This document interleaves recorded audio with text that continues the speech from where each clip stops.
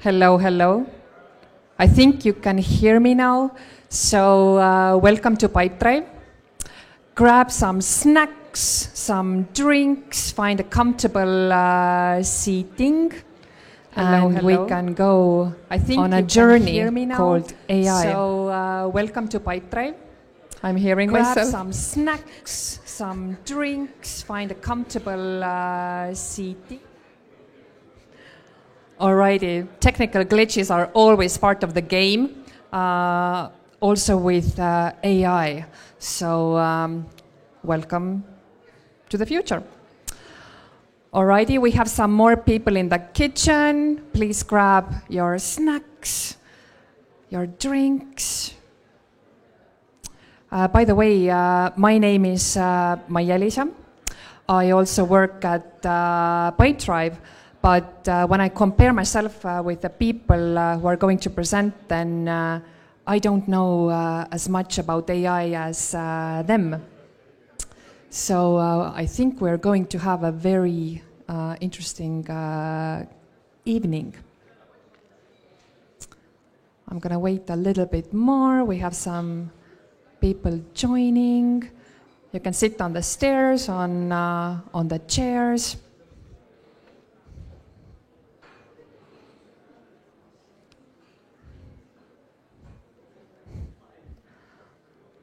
Alrighty, I think most people have found a place where to sit. By the way, we were discussing with some of the people on the team that whenever we try to organize a meetup in Tallinn, we always have a heat wave. I don't know what's up with that. I think we're onto something, and this is where I have to apologize deeply, because I think if we had organized this meetup 7-10 days ago, then maybe the crazy April snowfall would not have happened. So I'm very, very sorry for that, but you're welcome. Now we have the amazing weather in Tallinn happening now. I'm wondering who is visiting Pipedrive for the very first time? Are there people? All right. Do you know what Pipedrive is? So? Cool. We have some people who know how to Google. Welcome. So just so you know that Pipedrive is a customer relationship management tool. So who said CRM, you are absolutely right. I also I want to tell you that we have 10 offices in 8 countries. And Tallinn is our biggest office, not only in terms of physical size, but also the number of people. In Estonia, in Tallinn and Tartu, we have approximately 400 people working here, and approximately 313 in Tallinn. This space that you see right now, this is our all-hands area, and we have a rule. Usually we say that you are not allowed to work in this room. So if you're tempted to check your work emails, do some work stuff, it's kind of illegal, so you shouldn't do that. And I also hope that the presenters are interesting enough to capture your attention. I've also heard that we do have some positions available. I don't know if we have Carolina somewhere here. Okay, so look at the kitchen. Carolina is over there. If you have any questions about any job openings, she can tell. Do we have Dina here? Dina had. Okay, look at there. Dina also knows a lot about our jobs and works and positionings, so you can ask from them and also from the presenters. But I do have to warn you. Because, you know, the job ads, they tell you a lot about the job, salary, we have dogs, we have, I don't know, lots of perks and lots of fun stuff. But there's one thing that they don't tell you. And it's written in invisible ink, so if you come to work at Pipedrive, you probably will also gain plus 10 kilos. And I think we have already proved what's happening in the kitchen, and I also know that there's something coming after the presentations as well. But enough of me. Welcome to Pipedrive. I'm now super excited to welcome one of the organizers on stage. Simon, can you please join me and tell us what's going on? Yes. Oh, I'm sorry. I'm very loud. So, quickly, I'll go over our agenda. I will do some opening words very briefly. There's going to be a presentation by Yevgeny, Zhenya, and Pavlo, and both are Zhenya somewhat. And quick opening words. Why are we doing this? Why are we here? And what is this everything? So you heard it right. AI and ML is here to stay. Either get on board or get left behind. And we see this future in Pipedrive, and we see the future about and around building agentic experiences, and we're moving towards that. We don't just say that we want to be AI first CRM, we mean it. And how do we mean it?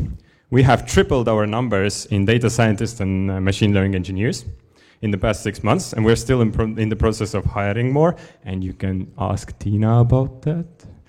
And we are running many experiments related to AI, which I am not allowed to talk about.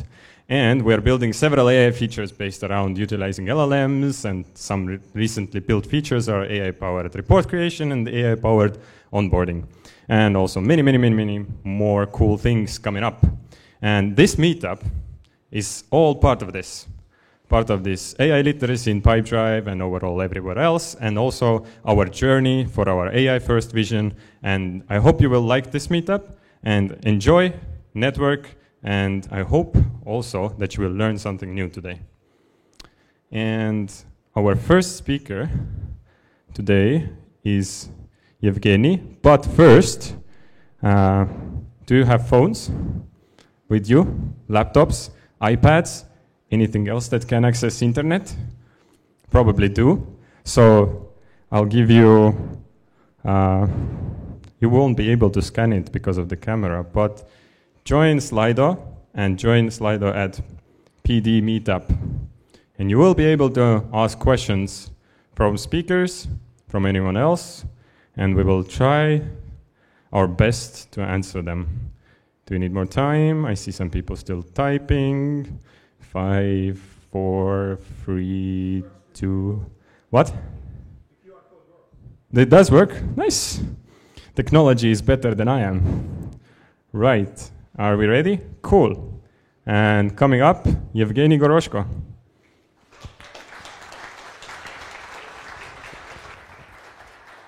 One, two. Alrighty. Yes, clicker. Very good. Before we go with the presentation, let's do some warm-up. It will not be squats. I need only your hands. Please raise hands who is developers, engineers. How many people we have? Wow, really nice. What about the management, product, business? Half and half. Amazing. Really good. I like it. Let's go with the next question. Who is using AI for less than a year? In any reason, like home, work, less than a year. Me personally use it less than a year. Let's go. Group number 2, 1 to 3 years. Majority, awesome. And the last one, more than 3 years, before the hype appears. Vladimir. Question number 3. Who use it only for personal needs, not for work, only personal? Yes. And the last one, who use it for work and for everything? Yes, very good. About me, I'm in AI less than a year. Yes, I'm totally new in it. And before I actually did the DevOps, and as you see, I'm working in Pipedrive more than 5 years, and only like from previous year I started with the AI. All other experience here is totally not relevant. Besides, I'm only 1 year in Pipedrive. I'm already quite confident in saying I don't know. 1 year in AI. So please prepare your challenging question at the end of the presentation. Now, the topic, AI feedback management. Let's look at this picture. This was generated when this project was started, and you see a lot of bad wording. Instead of feedback, we have feedback, feedback, and so on. So over the years, AI already improved, and at the end of the presentation, we will have a picture that have improvements in AI. So what is the topic about? In Pipedrive, we are aiming to listen for all the customer feedbacks, all the customer voices, all the pains that they are having. And for that, we have built the system called Voice of Customer. Let's do a high-level overview. What is this about? We have customers, we have support team, and over support platform, we are doing this communication. So customers coming to us with the problems, and support agents trying to help them as much as possible.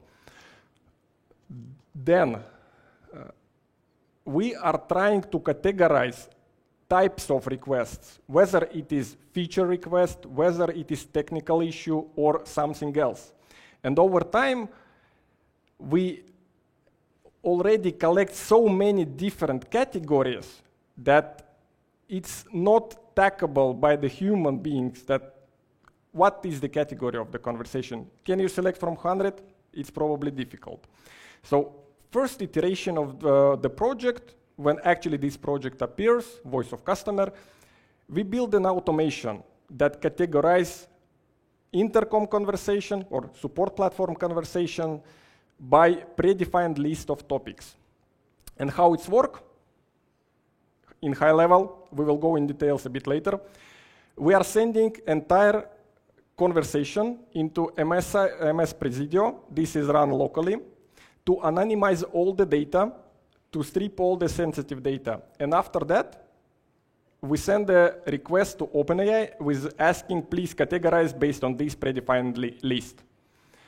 And OpenAI provides us a category. And with this iteration, we also implemented summary of entire conversation. So instead of reading entire conversation, manager or another support agent can go and just read a summary of this conversation. It's really tiny.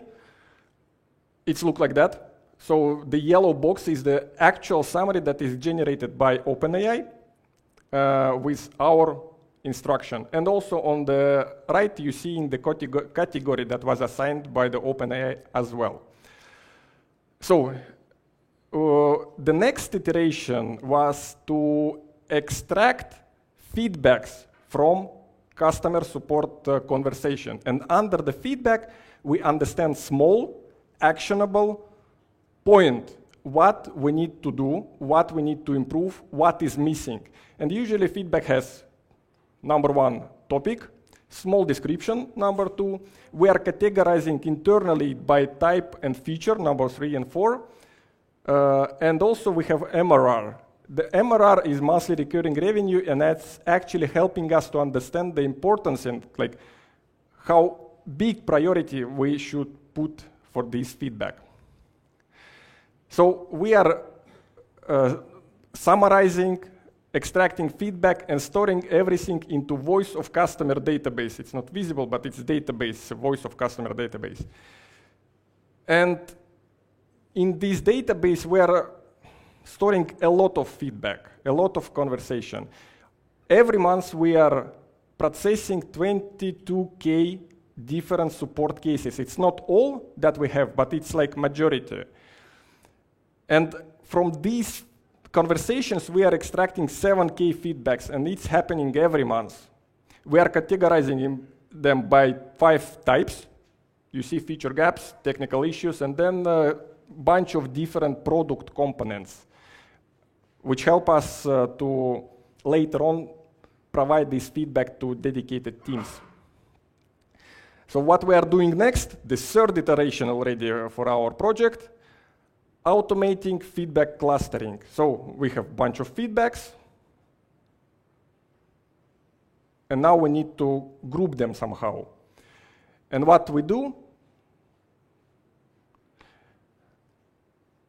we are searching for, so when the new feedback arrives, we are searching for similar feedback using semantic search from our voice of customer database, taking all the found results and providing them to OpenAI with question, hey, please provide us a suggestion how we can group these feedbacks. Can we group them somehow? Can we group them to existing clusters? Oh, by the way, we called groups clusters.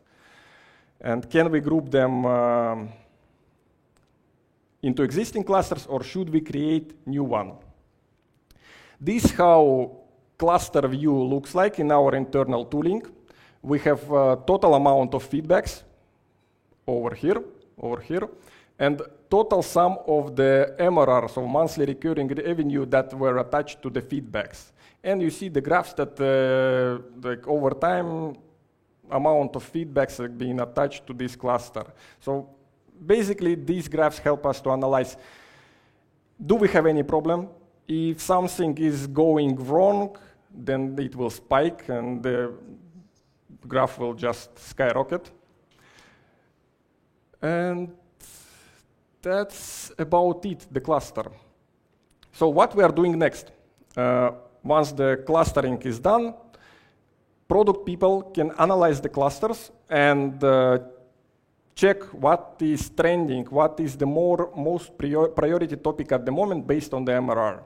Then they are starting the project, doing the release, or delivering some feature, and then the last step we are missing at the moment, we need to deliver this information that some tool, some feature, some component been delivered, and for example, if you was our customer or still our customer, and send some complaint in our supporting system, then after the feature related to your request was delivered, it will be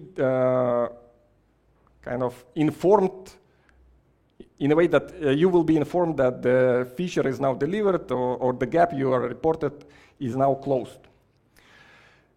In the future, at the moment, we have only one supporting platform that will be analyzed for the customer's feedback, but in future we would like to add more sources, for example, Pipedrive community or internal sales tools and so on. We will definitely do some more metrics to analyze how the feedbacks are flying around the system.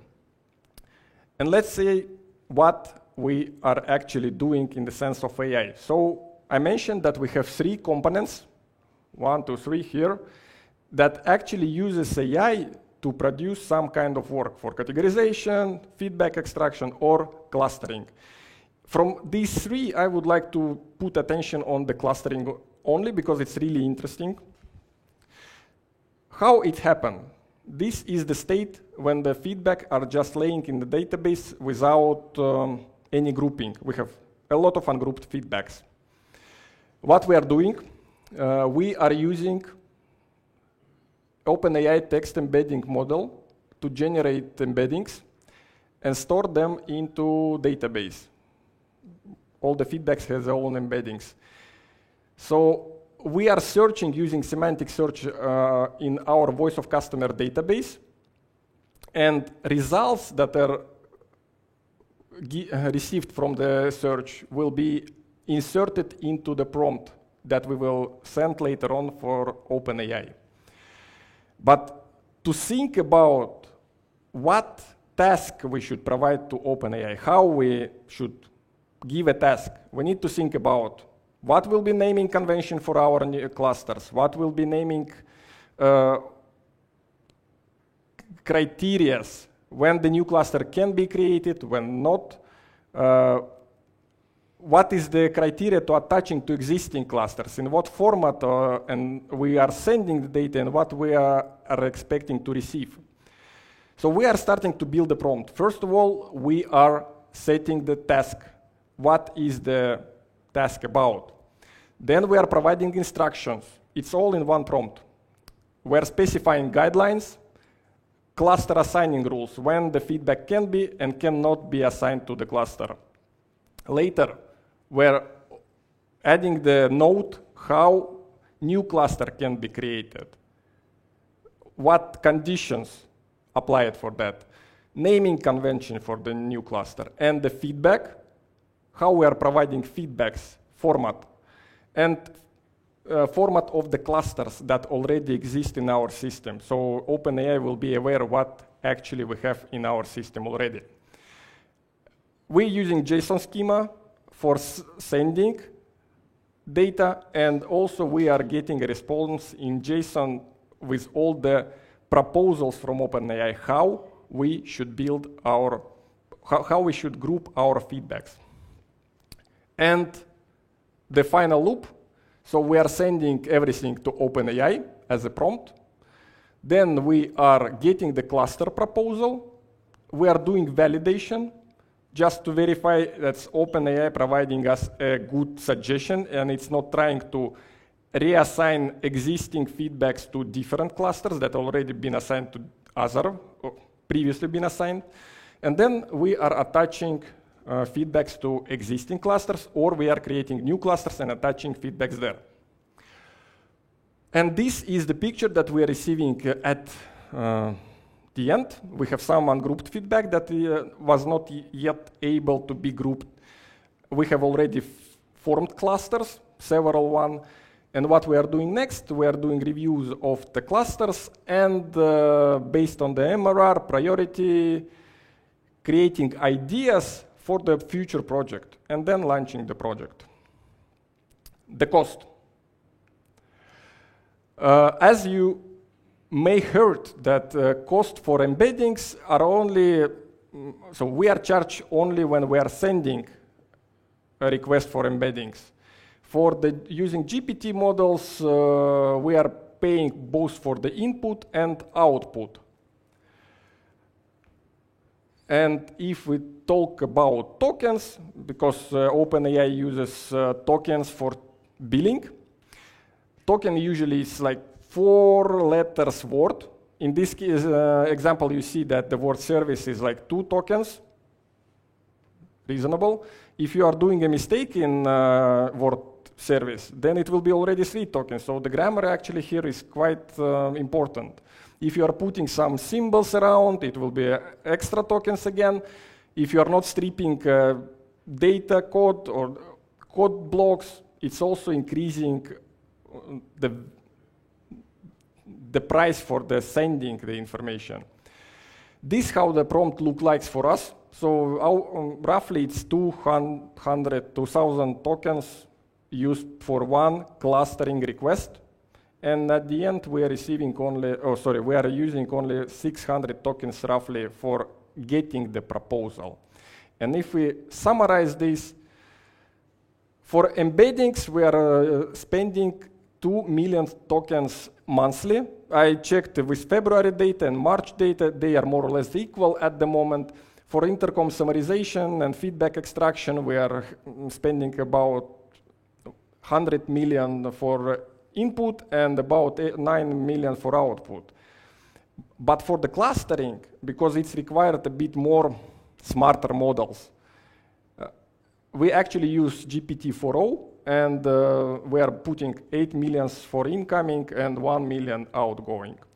In the sense of pricing, it's actually really cheap. Embeddings, only 31 cents, quite cheap. Using for summarization and feedback extraction, $66. And clustering part is the most expensive in this project. It's only $68. And you see, the price is actually really, really small comparing to what amount of data AI is processing over time. Remember, we have 7,000 feedback coming every month, and they should be categorized, they should be aggregated into cluster, and we are paying only $150, or how many, $30. Conclusion, AI is everywhere, but it cannot solve all the problems. We need to learn, we need to experiment where is AI is applicable and where it's not. And it can be done through iterations of experiments. The more we experiment, the more we understand where it is really useful. It's technology, it's really handy, it's already with us, we just need to learn it. Thank you so much. This is my LinkedIn. Please add me as a friend if you need to ask questions later on, if you will not ask them right now. And about the picture, you remember in the beginning of the presentation, word feedback is now way better. It's feedback here, it's totally correct, but we have feedback here and feedback. So over years, the progress is really good, but still there is a very big room for improvements. Thank you so much.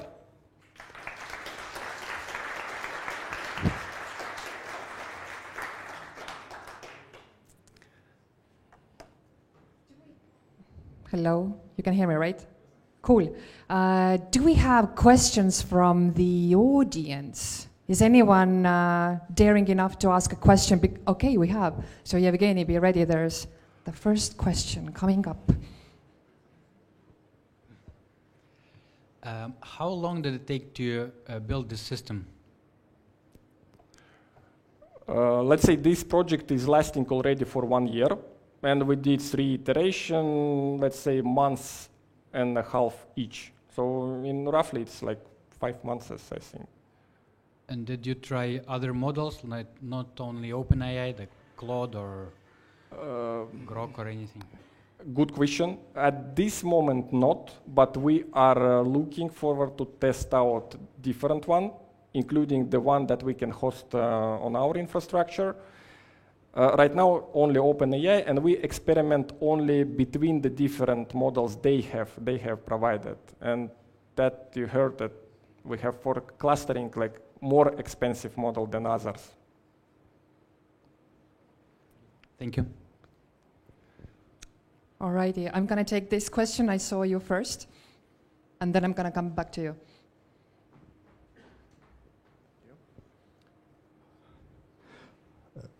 Can you share any statistics regarding false positives and cases which should be checked manually by human later?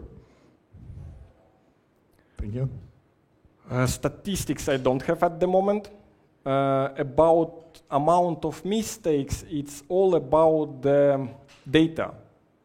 If the data is provided, data is properly or feedback is properly categorized, then the clusters formed in also nice format. But if there was a mistake in grouping at the beginning, then and the cluster is already really huge, then obviously, let's say, precision of adding new feedback will be not that good, and it requires some human interaction to split the clusters, split the existing clusters. And also we have an option to delete cluster at all and ask, hey, let's try to regroup it again.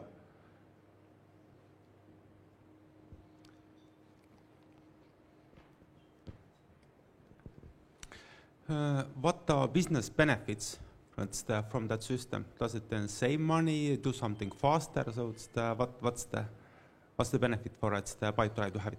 Amazing question. None of them, none of these examples, but well, in minor thing, yes, it's what to, like, how to get money. But main idea of this project is what to focus on first. We are trying to, from the feedbacks, we are trying to understand what is more important for the customers. What is the pain points? To what we should put our focus now. And if it's one feedback, maybe it's not that valuable information, but if it's already 100 feedback related to one topic, obviously it's really good input for the product team to think what should be developed and prioritized for the next iteration of software development. Thank you. Yeah, and what if I say 2 things in the feedback? You know, your pricing sucks, and also you should change your name. How do you categorize my feedback then? Yes, that's a really good question. I actually forgot to mention it. support conversation can like have a lot of different action points. Like you mentioned, a couple of examples, it can hold, I don't know, 3 problems, 5 problems. We are extracting actionable single feedback, meaning that only one problem will be extracted as a feedback. If it has 5 problems in conversation, 5 feedbacks will be extracted at the moment from one conversation. And obviously categorized independently and processed independently.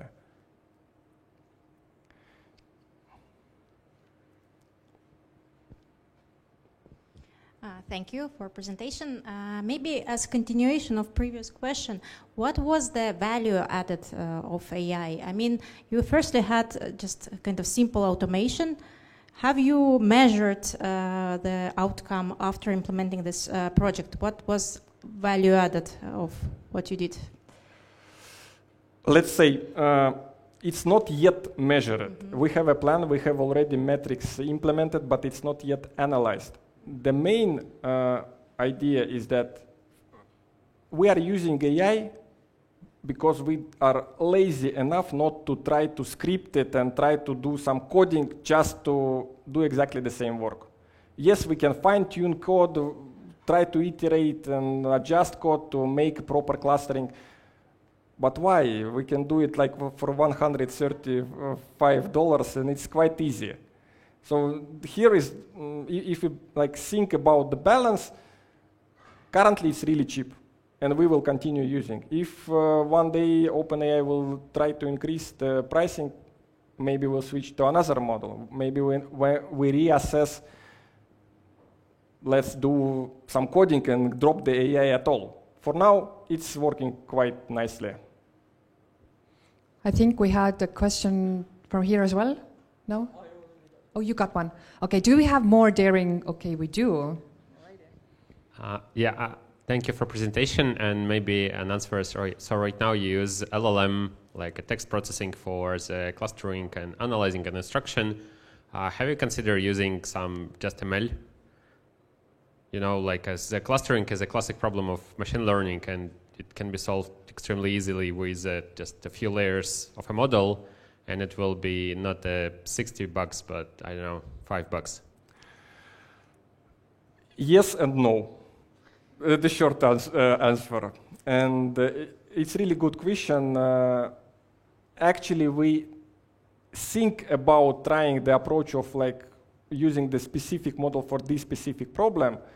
But for now, again, it's all about the price. Trying to iterate and test with specific models, it's not hard. But it's time consuming. And for now, since again, price is $135, we are probably not ready to start this conversation. But great question. Thanks. I know we have some questions on Slido, but just in case, do we have more daring people in the audience? We like a live conversation. All righty, we do. Hello. Question is about the cost. You mentioned that, okay, it's very convenient to use already full ready model for data clustering is good, but what about infrastructure? How you apply your own resources like pipelines, service, and or it's all provided by GPT? And this cost also considered already inside of? Right, good question. The numbers you saw on the screen is actually what we are paying to OpenAI. If we speak about the pipelines, all the automation around delivering and hosting as a service, we are using our internal infrastructure that are designed for the tooling.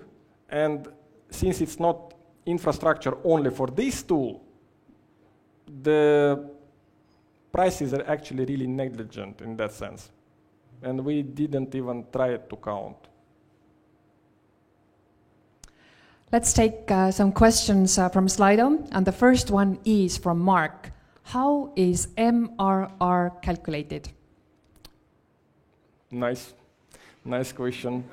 My monthly recurring revenue is how much company pays Pipedrive for their subscription. As easy as that. So amount of seats and amount multiplied by the package they are having. So actually this is the total cost that was paid by the customer. Why use MRR as a main metric to prioritize one group of feedback over the other ones? What about the pains of new users with low MRR? Challenging question, I agree. For now, it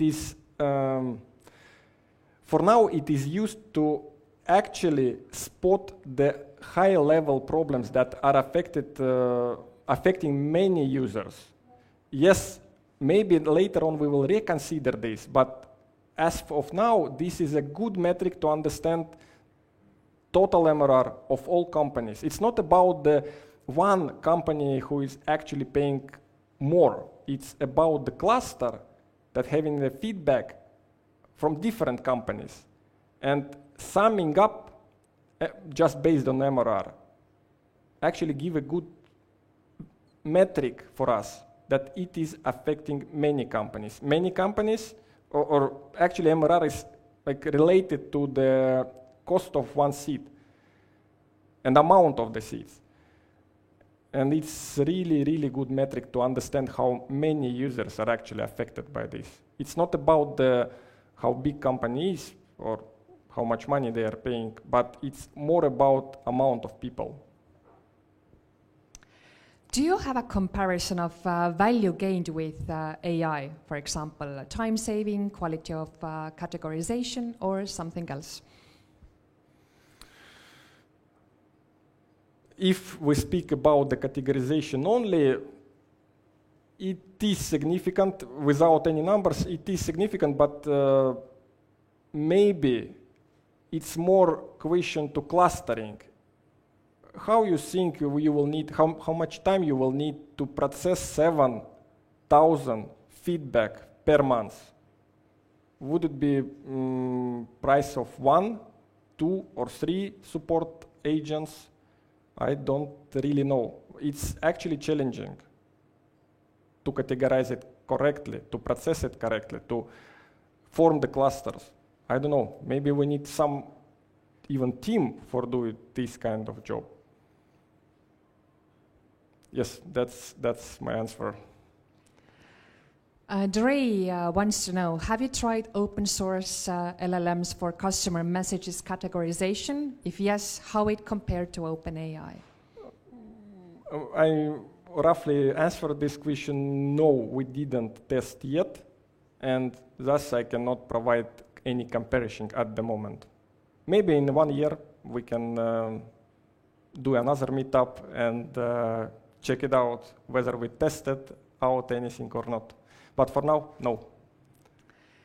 Christian is curious about MRR. How do you calculate the MRR of a feedback item? Mm-hmm. MRR on the feedback, it's actually MRR of the company to which this user who submitted the feedback was belong to or still belong to.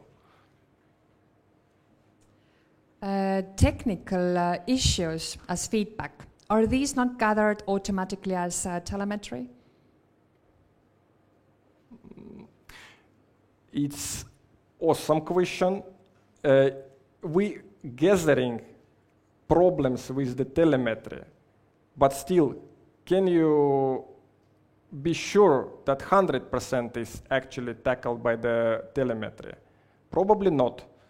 And for that, we have the support team. And if customers are actually struggling with something that we don't know, that is not catched by our telemetry, it's a good way that they can provide the feedback and we later can analyze it. Yes, that's it. Alrighty, 2 last questions. The first one from Laura. How have you validated the data accuracy? Can I ask for the clarification, data accuracy with the feedback extraction or with the clustering, because it's a bit different. Clustering, okay. At the moment, we are validating it manually, because since the system just launched roughly 4 months ago, we are still validating if the clusters are okay-ish, and if not, we are destroying the clusters to allow OpenAI to reclustering it again. Well, at the moment, it's done manually for now, but we would like to tune the approach to end up with the situation when everything is processed automatically. Thank you. All righty, last question, and then you're off the hook for now. Artur wants to know, how do you ensure your system doesn't hallucinate at different stages of your pipeline?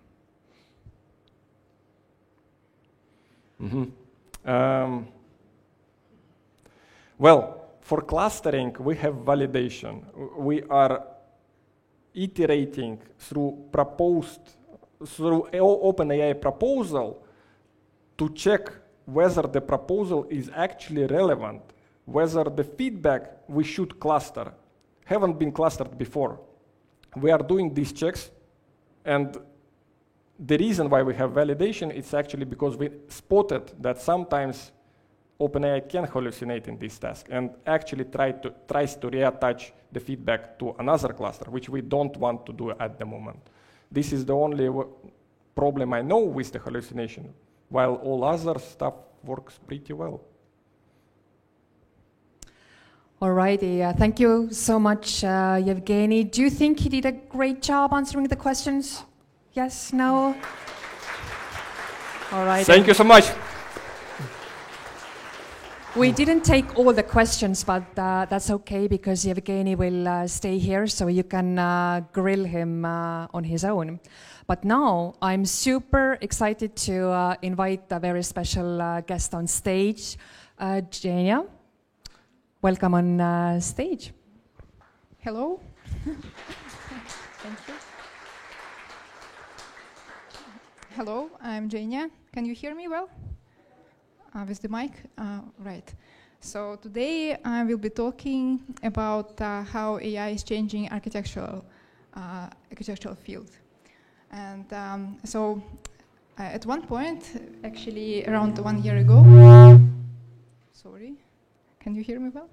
So around 1 year ago, we started to work on one product, which is called MyArchitect.ai. So with my co-founder Kacper, who is focusing on marketing and all of the SEO part, and I'm tackling all the technical part. So my background is in machine learning, and for the past 6 years, I was working in computer vision and diverse other machine learning things.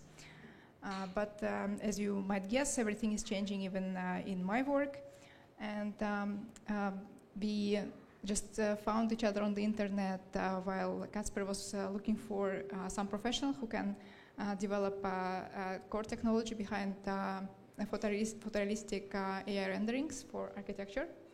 And we started to work together on this product.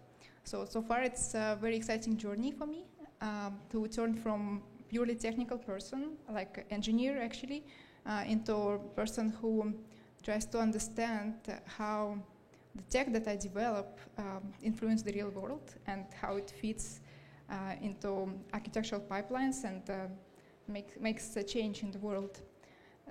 So here's our product, and if you would like later on, you can try it. We have 10 renders for free, but I will today try to make broader picture about in general architecture and AI. So I will start with the journey of how architectural field was changing over the years and where it is now with AI.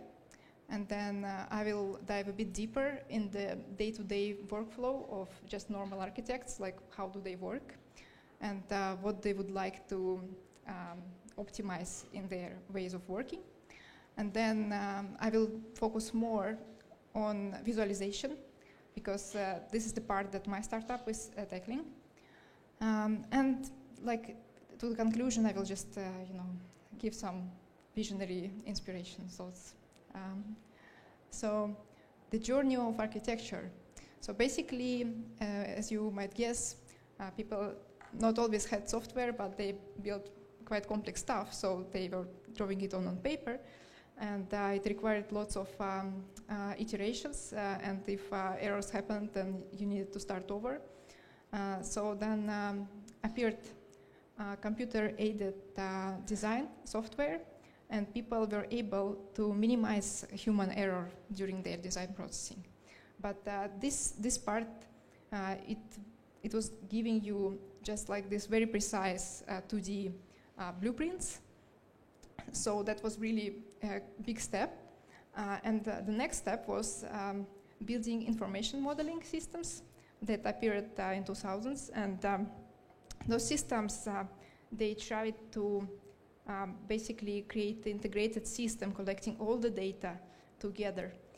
So it's not just a blueprint or like 3D model, it's a lot of other information attached to it, so that the system allows you to create the whole documentation for the whole project with like one button and speed up the whole process.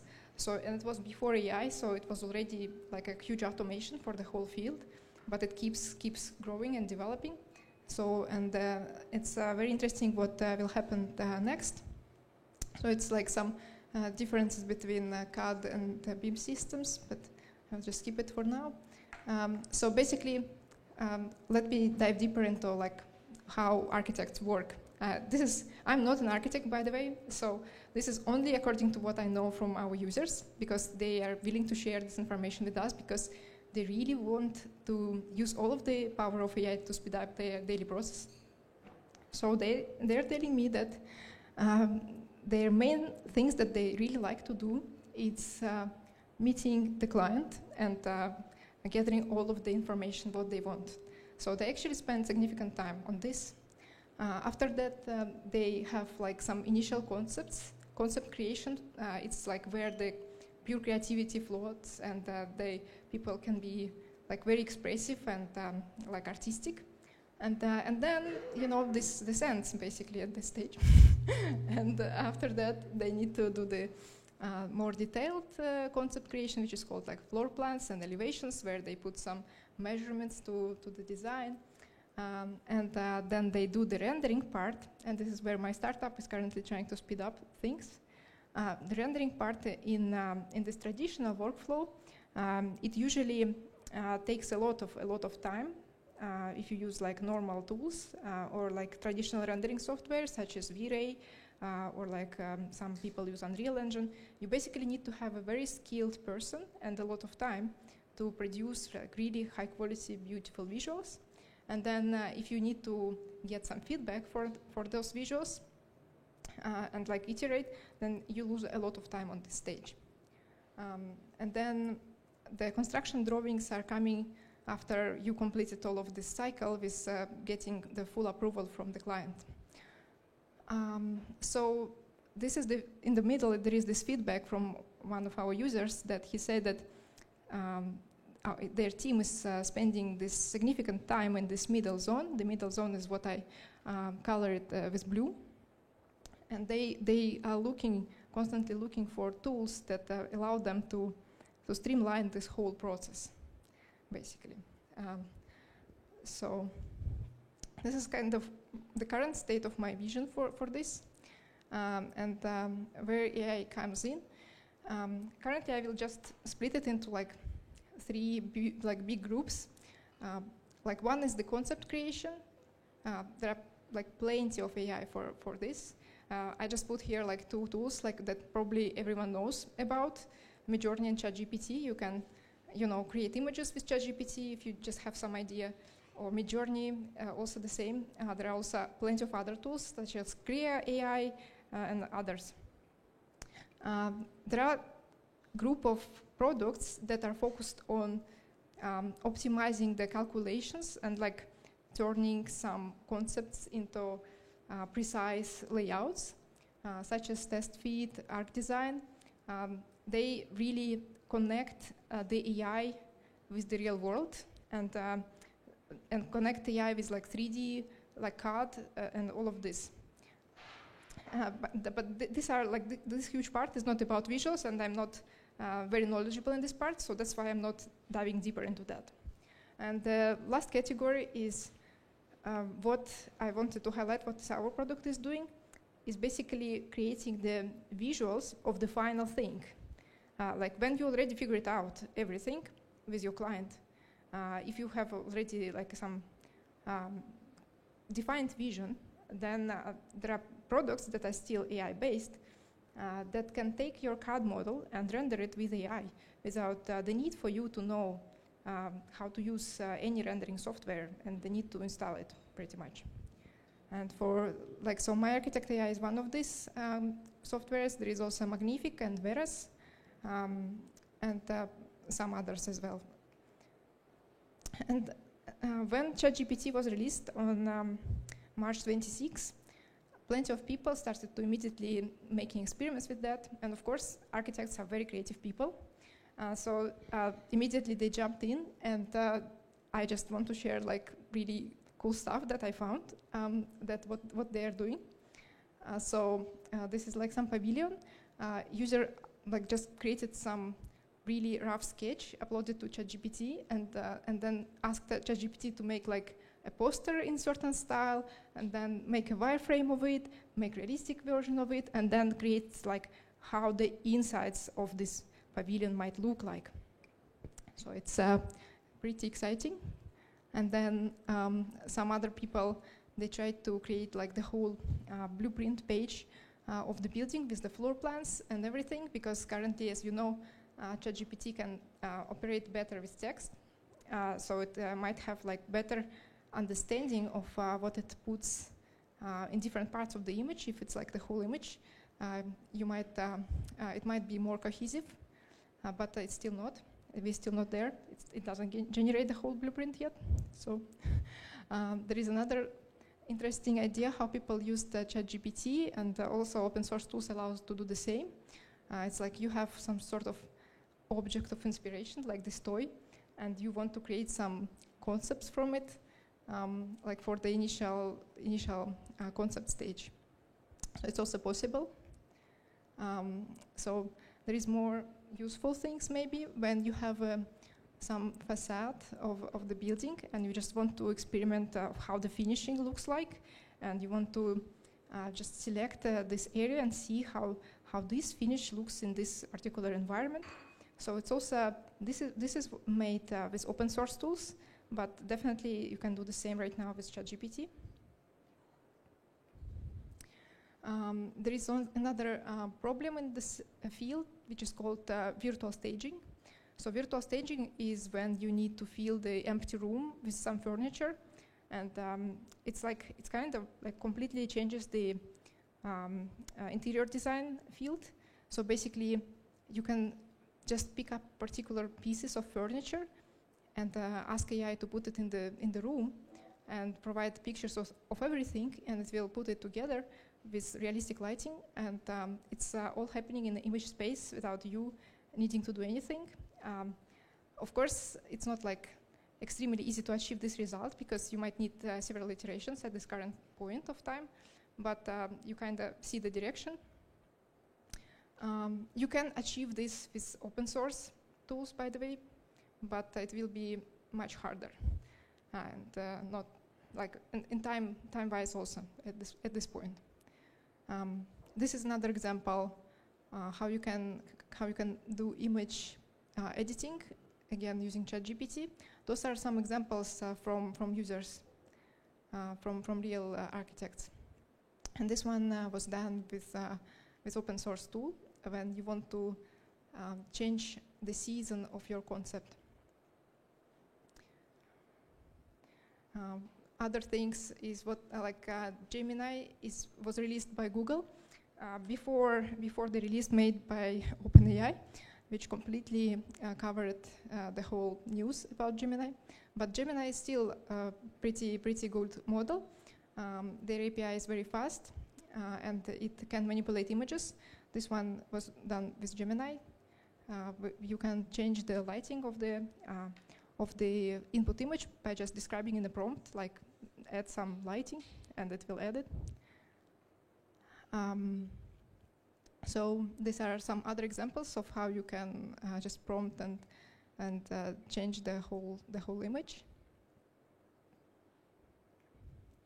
So we are there. When we started 1 year ago, we built proprietary model that does pretty good architectural renderings. And then 1 year later, OpenAI released really good ChatGPT. So I was like, first I thought, that's it. I thought, okay, that's my business, is like goodbye. But of course, then I realized, talking to users, that it's not the right way of thinking at all.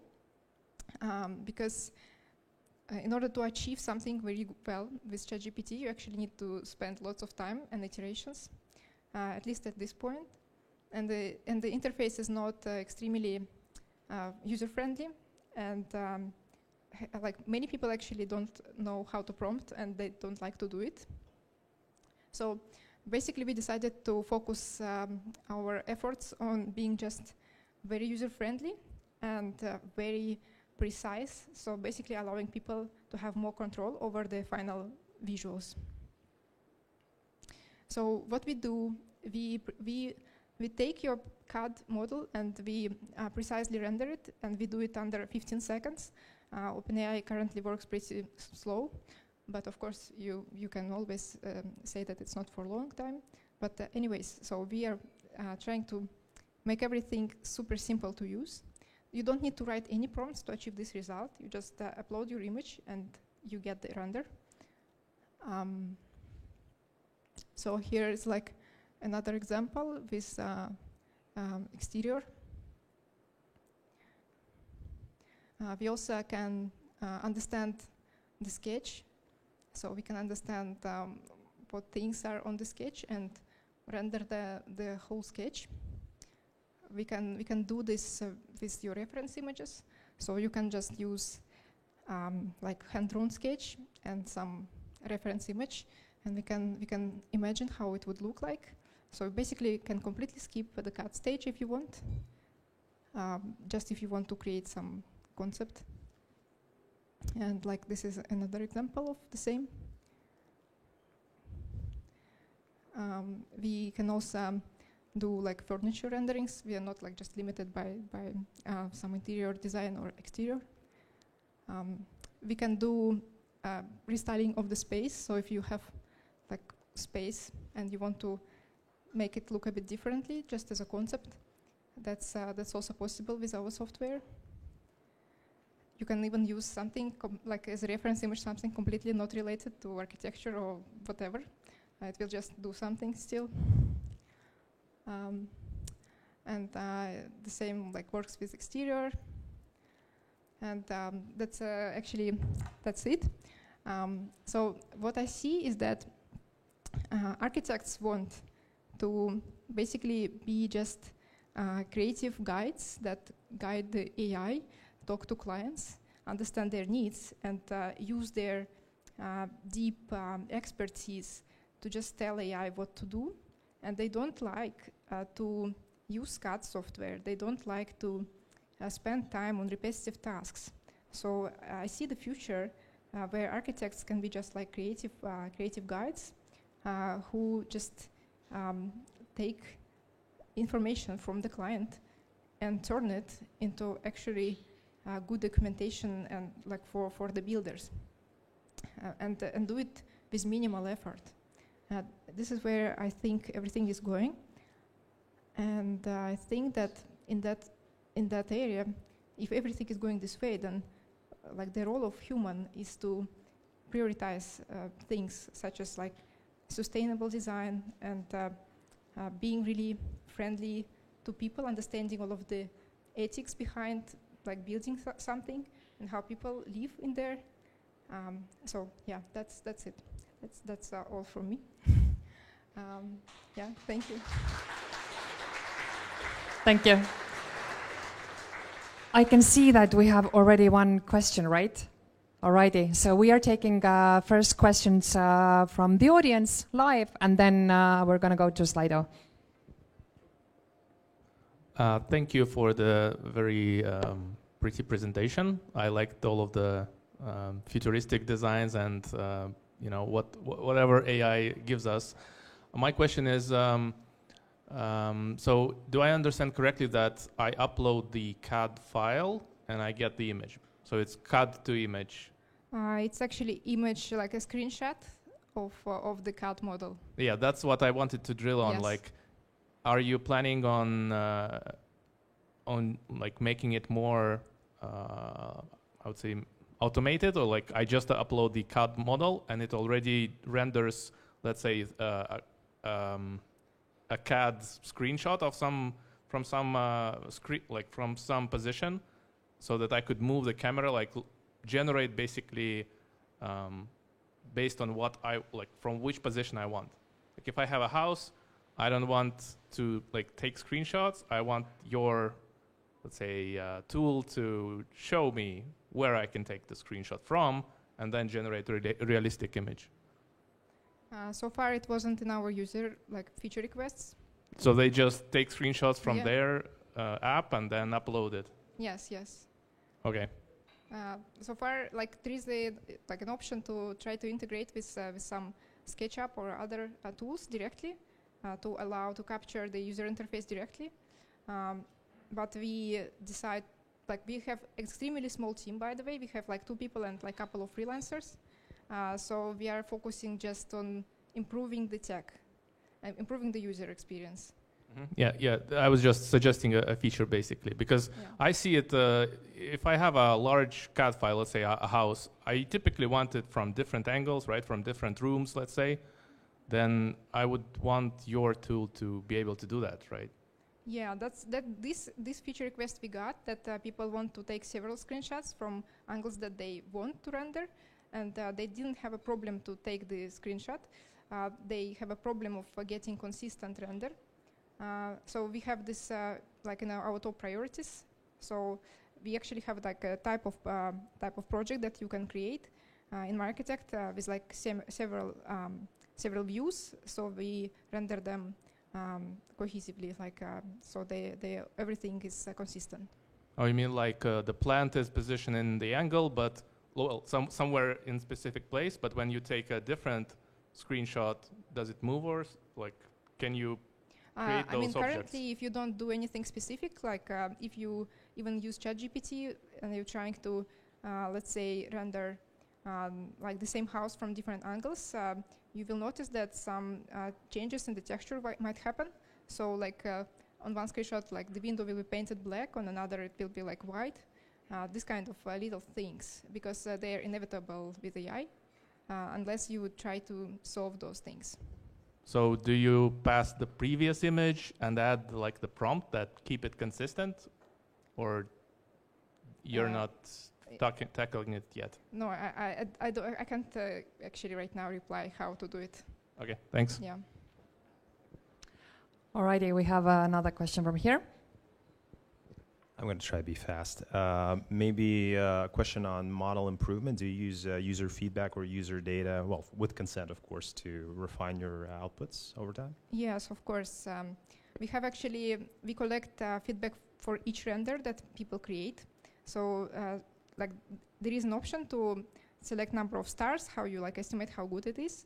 We collect all of the settings that you use to create this render, and you can also leave the feedback in a written form. And we collected over time lots of this feedback. Sometimes, we also send emails to our users. So if they have any struggles, they can just reply to this email and give us some more feedback. The thing that I shared today with you, it was one of the feedback that we got this way. So the person really took time and described a very long message what he wants. We also have support chat just in the app. So if you go to the app, you will see that there is a small icon with our avatar, and then you can just directly write there, and we will reply, because we actually don't automate this part. Yeah. All right, cool. I think you're on a good track then. Thanks. Anyone else in the audience? It's your chance to ask questions directly. No? Let's see if we have something on Slido. Alrighty. How do you make sure you don't spend more money on OpenAI API calls than you get from your customers? We don't currently use OpenAI. So I think that when I started this startup with my co-founder, I just figured that because I can leverage at this point of time, I can leverage my knowledge how to make everything extremely cheap. So we have everything very custom. Everything runs on the GPUs that we rent for very cheap, and it just it's very optimized system that I made. For OpenAI calls, we will see, but OpenAI in general, they have this philosophy that they shared many times, that their goal is to optimize the cost. So I'm sure that this time the cost will be only dropping. And besides OpenAI, there are also other options like Gemini. And if you use Gemini together with actually some open source that we have already developed, then you can make really efficient and very cheap solution that will still work well. If your North Star is to create a link between architects and builders, I'm wondering how quality assurance is meant to be organized. In case of issues in blueprints and technical aspects, whose responsibility it will be? So far, we are not getting into defining some technical blueprints that with precise measurements or trying to fix any human error. So we are currently still tackling only the rendering part. If we go that way, and probably we will at some point, then I will think of it. Who is your ideal customer persona, who you target? So currently our ICP is just architects and architectural companies who are typically small, and they don't have a huge architectural rendering department with people who are just really good at using V-Ray and all of this. So they can just visualize their designs with our tool. And our software is subscription based. We have many customers like this. So far it is like this. But sometimes we have very unusual customers who just use our tooling to build their own pipeline that do completely different things. But yeah, mostly these are just architects. Where do you host your models? Is it AWS, Vultr, Clarify, something else? I'm using Runpod. Do you plan to get the ISO 42001 certificate? No. That was quick. Is AI also suggesting what kind of materials you could use when remodeling the room? At the moment, you can provide reference images, and it will take the materials directly from there.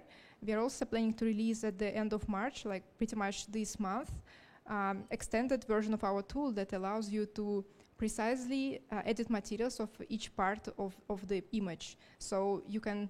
It actually looks similar to Blender if anybody used Blender. In Blender you have these material tabs, and then you can select some area, click on it, click on material, and it will switch it. So the same thing, but in image space. Yeah. Two last questions. You talked about prompting. How important is prompting for this type of application? And you also talked about users not liking to prompt, so how do you solve that? So there are a couple of ways how to solve it, and answering the first part, yes, prompting is very important. It does change things. Currently, we allow and we actually ask people to prompt in our current version of the software.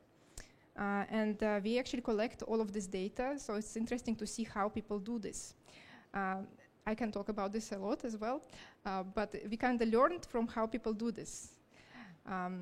But there is another part that you can automatically generate the prompt by collecting all of the feedback and allowing people to edit automatically generated prompt to actually follow their intention.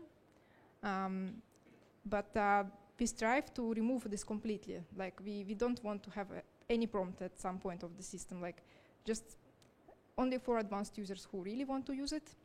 But technically, a lot of things could be done just with image examples. You can provide image examples, click on some area, say, this should be like granite material or some other material. Like normal architects, they didn't do prompting. They still were doing stuff, and it was okay. So we might simulate it, but we are still in progress of figuring out the best experience. I'm going to ask the last two questions as one. So can your AI generate renders just from text? And are you fine-tuning your image generation model? So we are not generating renders just from text, even though it's very easy, but we just decided that there are so many tools that can do this, so why should we do it? And the second,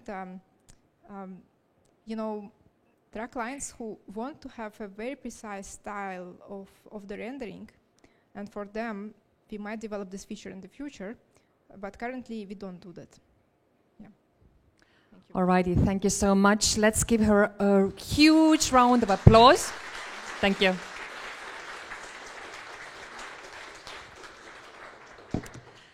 And we have our third presenter also coming up on the stage, so welcome on stage, Pavlo, and give him a round of applause as well.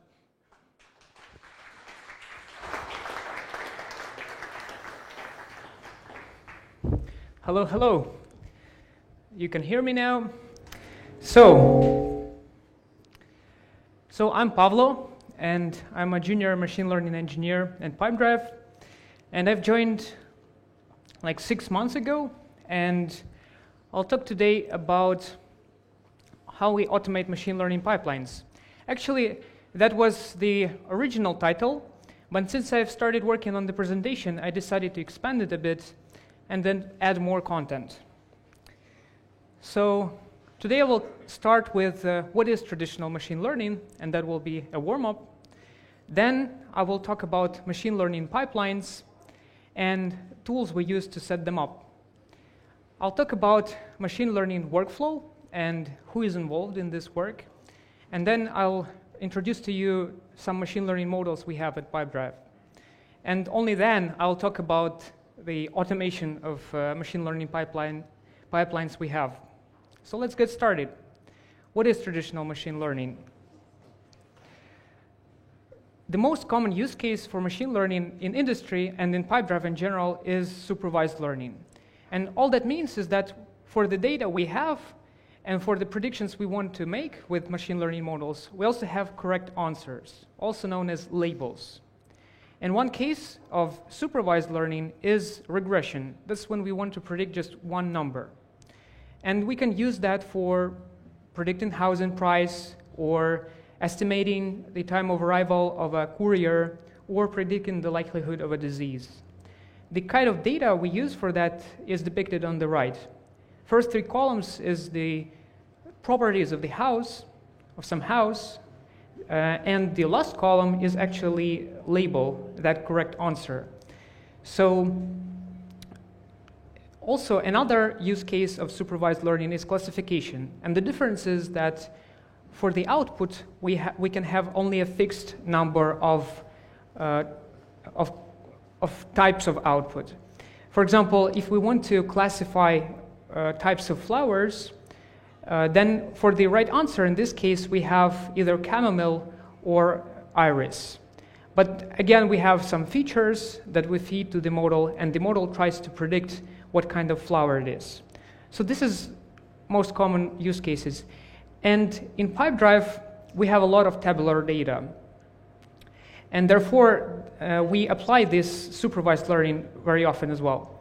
For example, we predict the likelihood if a company will churn.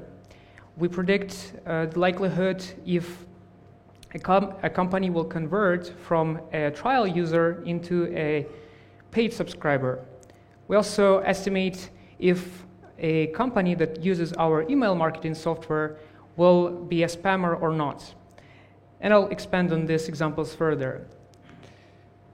But we also work right now with large language models. But I'm not going to talk about this today, because that's not what I was focusing so far. And we have the whole team actually working on that, so stay tuned, and soon in the coming meetups, you'll hear more about this great work. But now let's proceed to machine learning workflows and who actually does this work. And I will start with the first project initiation zone. That's where stakeholders such as product managers, designers, and other domain experts define a business problem. They then go to data scientists and try to communicate with them so that data scientists figure out how to find the machine learning problem that will solve this business problem. And when this is done, data engineers and data scientists try to figure out what data is needed. And data is crucial for machine learning projects. Without them, no machine learning can be done at all. So once the data is found, and we can go to the next zone, data engineering. That's mostly collaboration of data engineers and data scientists. They prepare data requirements, they figure out which transformations are needed, implement code for data transformations, define which features are needed, implement how to extract those features, and in the end, make that available to downstream users. Who are data scientists? And that is ML experimentation zone. Data scientists pre-process that data, validate if it's all correct, and experiment with different machine learning models iteratively.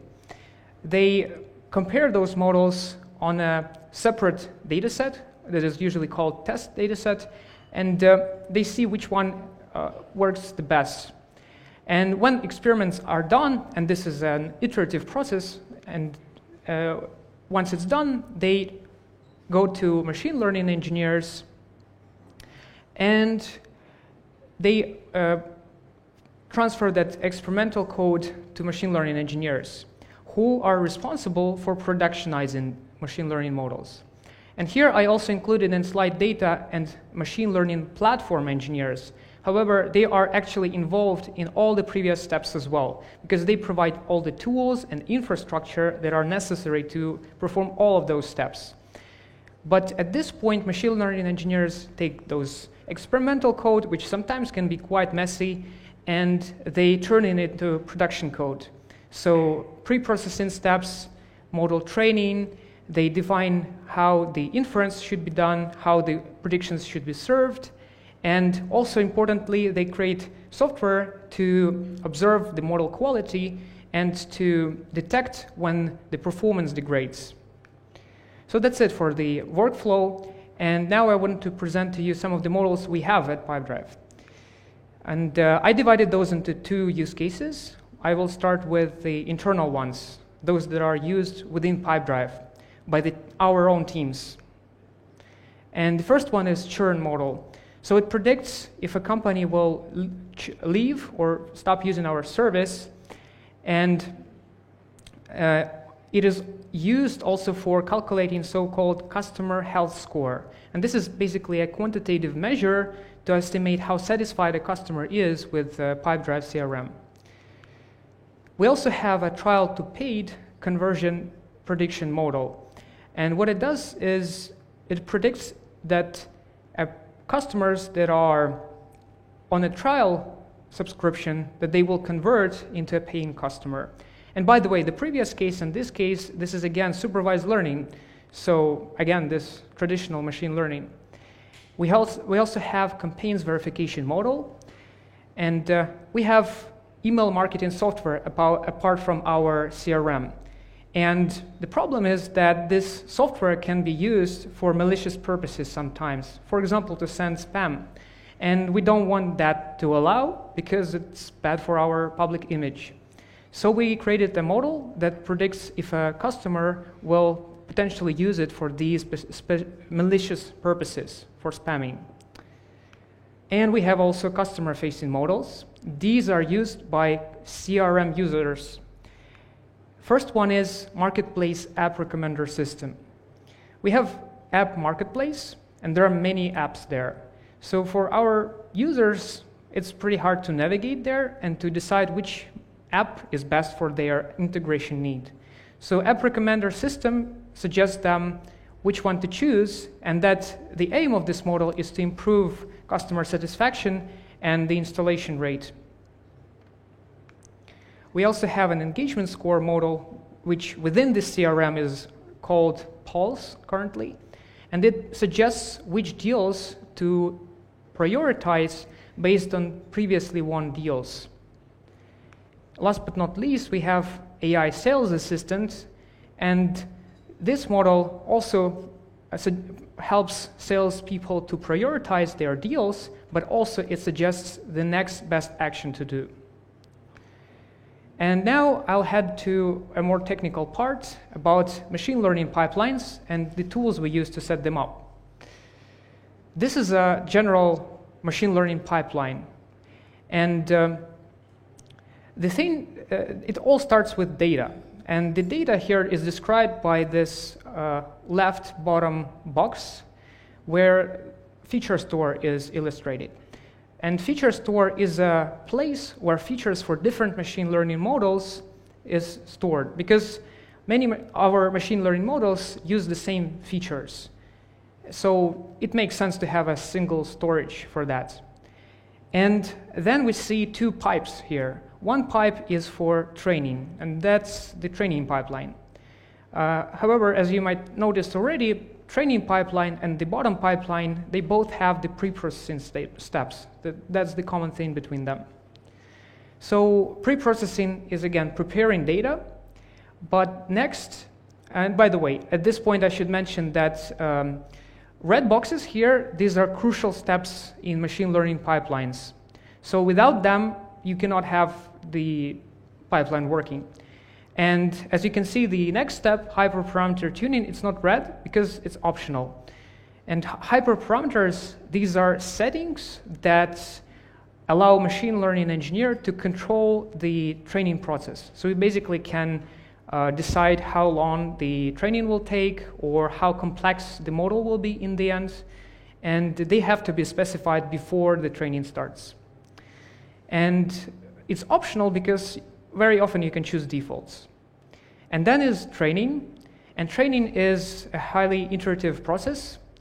Basically, at every step of training, a model is exposed with some example of data. And it has, at every step, certain understanding of patterns within that data. And then it makes estimates of what will be the prediction of, for that example. And since it's a supervised learning, we have the correct answer. So what we do in training is we compare the prediction with the correct answer, and the difference is the error. And with every iteration, with every step, we try to reduce that error. And after these many iterations, the model converges, and we hopefully find the best model possible. And then we need to evaluate it. We use test data for that, data that hasn't been shown to this model before. And we use metrics, usually machine learning metrics and business metrics, to evaluate how the model performs on this new data. And the metrics are stored in the database, so assessment metrics are stored. And it's important because these machine learning pipelines, they run regularly, like month after month. And if something breaks, we need to look back sometimes and compare results with the, and for that we go to database, extract those metrics, and check why the model broke. And finally, model creation, that's when we have already the trained model and we put it on the shelf so that later we can put it from there and use for the next pipeline, which is at the bottom. That's inference. And inference might sound like a complicated word, but all it means is basically applying that trained model to some new data that has just came in. And after inference, we also do post-processing. And it can actually encompass a lot of things, but in our case, it's usually calculating feature importance, because it helps us also to debug when failures happen. We also calculate business metrics for inference and machine learning metrics and store them in the database. And how do we implement those pipelines? We have a lot of tools to do that, and I listed here just those that I work most often with. And I'll start with Amazon S3. That's a storage service, basically like a Google Drive, where we store features, we store metrics, and so on. We also use PySpark for calculating features. It's a library that allows highly efficient data processing on a large scale. We use XGBoost as a machine learning model. It's actually an implementation of a particular machine learning model. And we use Airflow for creating and orchestrating machine learning and data pipelines. And by the way, don't worry, I'll explain these tools in more detail soon. And we use Amazon SageMaker for deploying those machine learning models so that they run regularly. And we use Docker for creating environments that are consistent and reproducible. So let's look at some of these tools in more detail. Airflow allows us to programmatically orchestrate, author, schedule, and monitor workflows. So what this means, programmatically author, it just means that we don't have to manually set up these workflows. We just write how it works in code.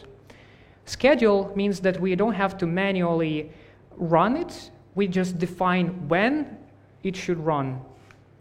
And monitoring workflows means that we just can track when something bad happens, and we get notifications about that, and we can take action.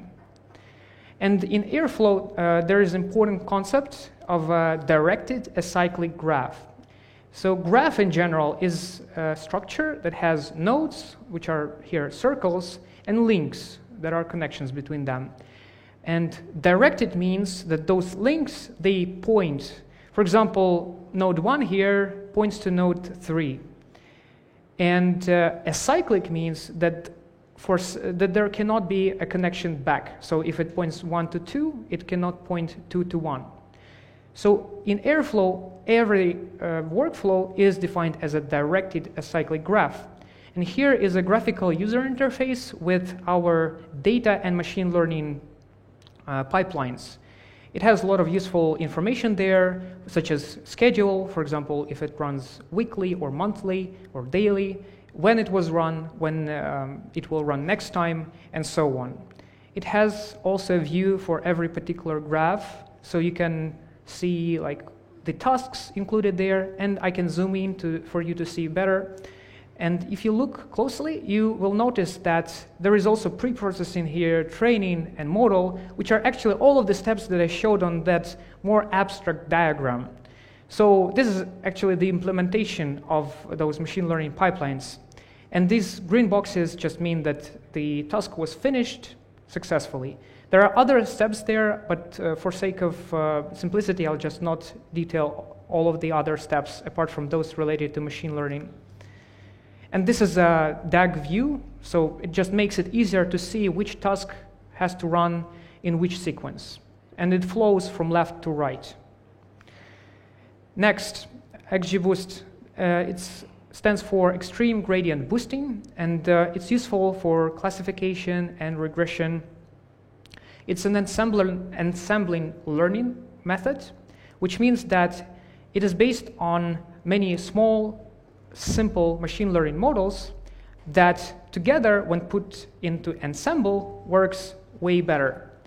It is also good at handling missing values, and it is scalable, highly performant, and interpretable, which means it's not a black box, and used widely across the industry and also in Pipedrive. Amazon SageMaker, it's used for data processing and for training and deploying machine learning models. It has a nice integration with Amazon S3, and also it has SageMaker notebooks, which are like Jupyter notebooks, an interactive coding environment. And this is something that our data scientists use very often. And actually, it connects also to AWS resources, so you run not from your laptop CPU, but from mighty cloud. And it has an API with many, many useful functions. And here I listed just those we use for pipelines, like processing for pre or post-processing, training, model registering. Transform is for inference, it's just called that way. And here I just connected all the tools to the diagram we had initially. And as you can see, SageMaker is pretty much near every box. And this bucket, green bucket, this relates to S3, and this is data storage. That's where features are and metrics are stored. And XGBoost is near the training and inference because it's a machine learning model, but actually any other model can be used there. And Airflow is this thing that encompasses the whole pipeline. That's why it horizontally stretches. Basically, it defines the flow of data in this pipeline. So, finally, once we know about what kind of models we have, what are machine learning pipelines, why we need to automate these machine learning pipelines. And I think from previous slides, you should have understood that it's pretty complicated. There are so many tools and in order to build that. So it would be great to simplify this process. And one way is to automate it. And once we automate, the deployment process is easier, and it takes less time to deploy things. The code is simpler, and it simplifies basically work of ML engineers. So that's why we do it. And here is a very simplified overview of how it works currently. And we basically have configuration files that contain defaults. These are like, I call them parent configuration files. They contain things that we don't have to change that often. And we have files, configuration files, that contain specifics. And those we focus on. And then we have code that takes both configurations and generates a more comprehensive one that can actually be used by Airflow to generate, not exactly by Airflow, but by our other internal tooling to generate the code that then Airflow uses for generating DAGs and those pipelines. So instead of writing right away the whole configuration, we just write the specific one. And in code, it looks basically like this. These are snippets of configurations. On the left is this more general configuration with defaults. And I highlighted in boxes here things that are kind of trivial and we don't change much, like unit timestamp. This is input for all machine learning models we have. Also, like in this case, it's a processing job. And so this box at the bottom defines the Amazon resources, like the machine that will run the job. And so this also is usually default, and we don't want to spend time writing this or defining it. So we use it as a default. However, on the right, we have a more specific configuration, and I highlighted here the path to pre- and post-processing scripts, because those are different for every machine learning model. So eventually this Airflow code is generated from those pipelines, and in boxes I showed here just that the elements from the previous configs, they ended up here, but it's a small snippet out of the whole Airflow code. So yeah, basically then we use that Airflow code, and it runs in Airflow, and machine learning pipelines run regularly. And so the summary of this automation is that currently we have easier deployments, and we can focus on more critical points right now. And this is ongoing work, so yeah. It's going to also become better with time. But that's it from my side. Thank you. I have only one more note. We are currently hiring a machine learning engineer to our team, so feel free to apply. And yeah, again, thank you for your attention. Thank you.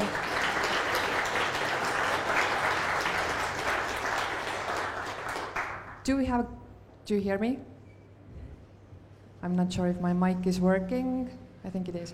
Alrighty, Artyom, here we go. Thank you for a very nice overview of machine learning. My question is, what kind of tooling do you use for, let's say, labeling?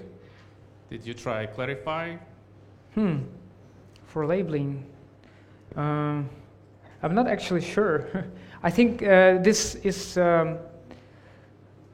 I'm not aware of people actually labeling data. It's just the structure of the data is in a way. The data is structured in a way that what we try to predict is already available. So no people have to sit down and like think what is the right label there. It's just like the customer is already churned or not. So you have historical data. It's like you don't have to have a person deciding was it a churn or not a churn, because it was already like recorded in data. I hope it answers your question. More questions from the audience? All right. Hi, thank you for the talk. I have a question. How do you do testing and or monitoring, especially for those models that are like not internal but external, so like customer facing? Because with ML models, they are slightly less predictable than usual code that is more deterministic. So are there any particular strategies that you employ for testing and verifying that everything is working correctly? Yeah, there are machine learning metrics such as accuracy or these basic metrics, and there are business metrics that are continuously calculated and stored within database. And then if something goes wrong, people can go to that and verify if there is a shift in metrics. And then based on that, there can be a more detailed investigation. So at this point, it's based on this machine learning metrics and business metrics, but we are currently also working on a solution which involves a tool called MLflow, which will log basically more details about machine learning models. This is work in progress right now. Thank you. Anyone else in the audience? Maybe from the field, so how often do you retrain the models in practice? Was the question how often? How often do you retrain them? Yeah, it depends on the model, but some models are retrained daily, some less often. All right, thanks. Thank you. Anyone else in the audience? I do think we have some questions on Slido, so let's take a look. Josep wants to know, does the churn prediction model also tell you which functionality should be improved with highest priority? Or how do you use the binary output if customer will probably churn or not? Regarding which functionality should be improved with highest priority, I'm not sure. It's more of data analysts who work with this kind of stuff. Unfortunately, I cannot answer that question. But how do you use the binary output if customer will probably churn or not?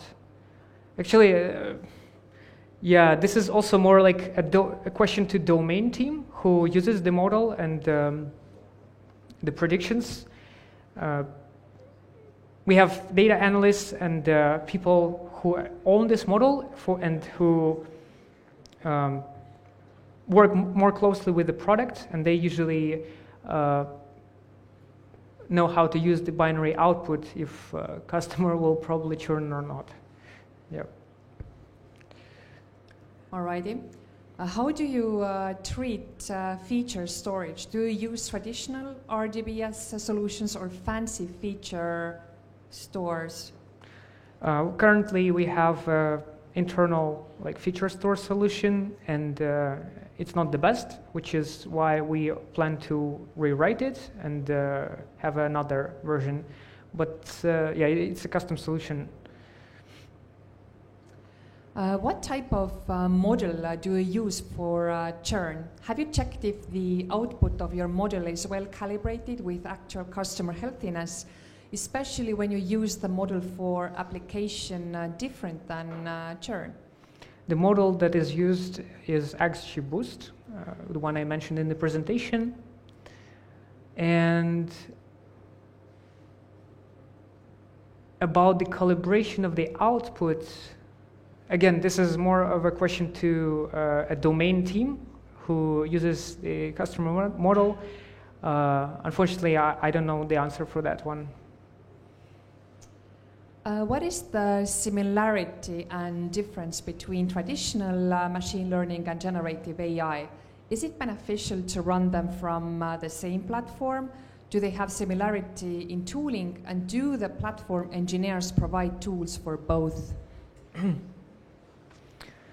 So difference is traditional machine learning is way cheaper. It is way simpler and faster to implement, usually, on tabular data. As far as I know, large language models are not that good in dealing with tabular data at the moment. Similarities, well, they both predict something, but I would say it's very different approaches. And if it's beneficial to run from the same platform, I'm not sure. I think I'm not a platform guy, but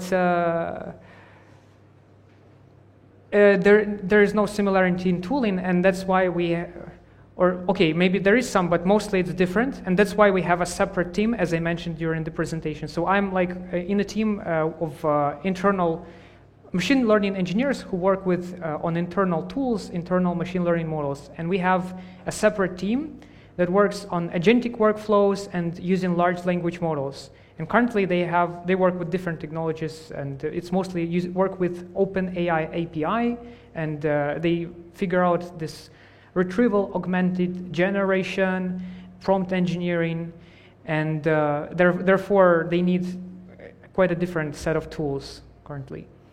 Yeah. How do you prevent model overtraining and catch hallucinations? With traditional machine learning models, there are no hallucinations. There are just probably, maybe they could be underfitting or overfitting. Underfitting when it's just not learning the patterns well enough, overfitting when it's just learns too well the training data but doesn't know how to generalize for unseen data. Those cases are possible, and how we prevent them, we just, again, track metrics, and then if it underperforms, then we fix bugs. But I mean, there was, of course, also experimentation stage when the model was delivered to a certain level of quality. So there are also some expectations and requirements. So they work already at a certain good level, and bugs are usually introduced when we add something new. Yeah. What setup do you have in place for monitoring drifts? As I said, we measure these metrics and store them in the database, but we also are working on this MLflow logging and tracking of events.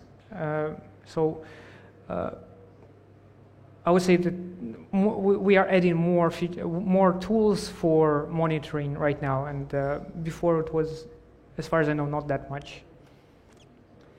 How are the machine learning workflows and configurations integrated into your continuous integration, continuous development pipelines?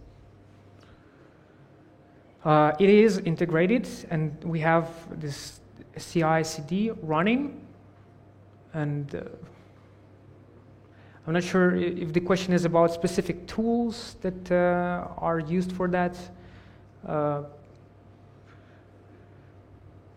But yeah, we have internal tooling that data platform created for this CI/CD pipelines to run. Yep. how exactly do you predict spammers? It's a binary classification, so there are two classes, either it's a spam or not, and it's defined by the features that are provided to the model. There are, I don't remember the list of features, but yeah, unfortunately, I don't have at the top of my mind the list of features for that of a particular model.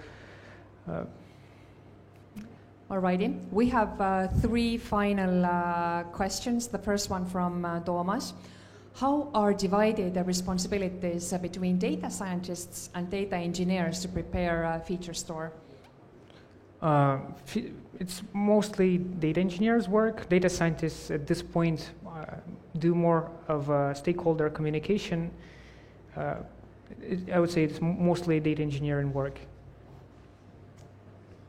Do all of your models run in inference mode all the time, or ad hoc whenever tasks appear? Asking if you tried on-demand model loading optimization to reduce costs.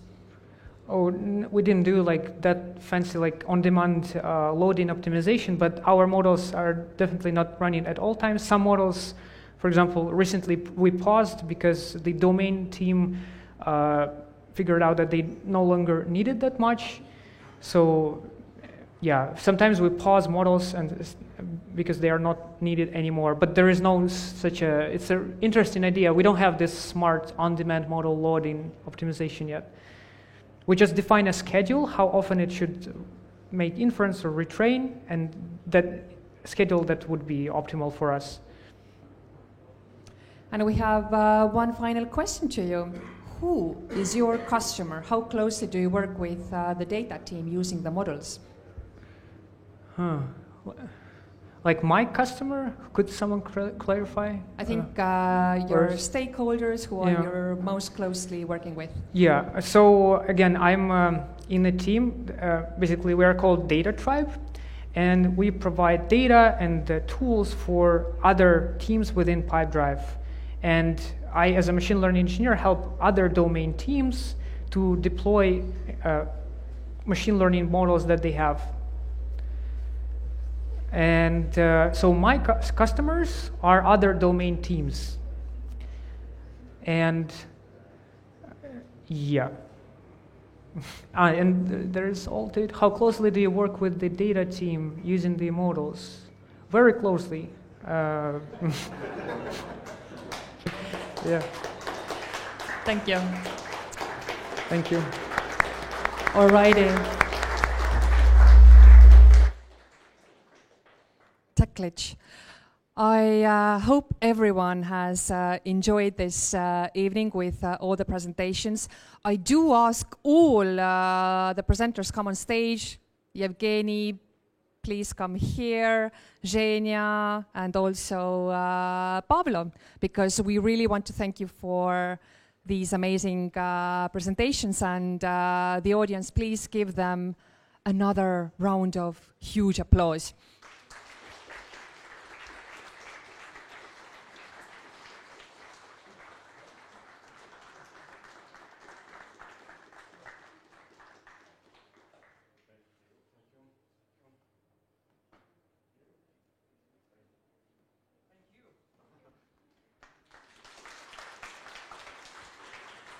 And thank you, audience, for joining us. The event is not over, so please ask questions. They are expecting more questions.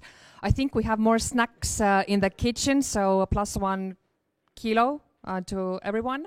And thank you. Have a amazing night.